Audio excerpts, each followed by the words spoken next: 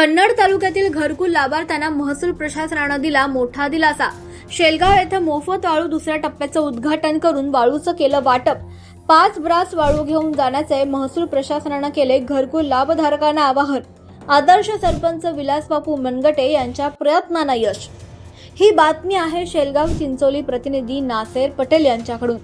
राज्यामध्ये केंद्र सरकार आणि राज्य सरकार गरजू लाभार्थ्यांना प्रधानमंत्री घरकुल योजना, शबरी घरकुल योजना, रमाई घरकुल योजना आणि अंतर्गत घरकुल मंजूर करून त्यांना निवाऱ्याची सोय करून देत असल्यानं मोठ्या प्रमाणात वंचित शोषित घरकुल लाभधारकांनी आनंद जरी साजरा केला असला तरी त्यांच्या आनंदावर घरकुल बांधकाम करण्यासाठी पाणी फिरत असल्याचं विदारक चित्र पाहायला मिळतंय।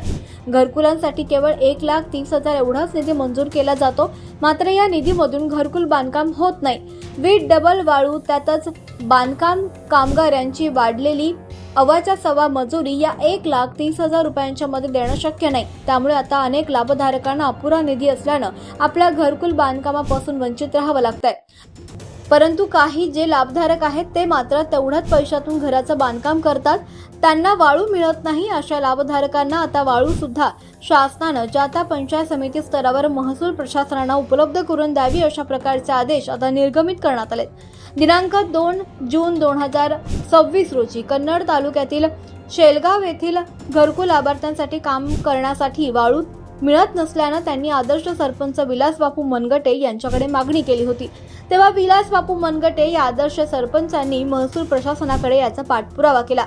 शेवटी घरकुल लाभधारकांना 5 ब्रास वाळू देण्याचं महसूल प्रशासनाला भाग पाडलं आणि लगेच महसूल प्रशासनातर्फे मोफत वाळू उपलब्ध करून देण्याचा निर्णय घेतला। त्याच दुसऱ्या टप्प्याचं उद्घाटन ग्रामपंचायत सदस्य बाळू देवराव मनगटे यांच्या हस्ते झालं। मागील वर्षाप्रमाणे याही वर्षी घरकुल लाभार्थ्यांना शासनातर्फे एका लाभार्थ्याला 5 ब्रास वाळू वाटप करण्यात आलं। यावेळी घरकुल लाभार्थ्यांनी आपल्या घरासाठी 5 ब्रास वाळू घेऊन जाणं असं आवाहन शेलगाव येथील ग्राम महसूल अधिकारी यांनी केलंय।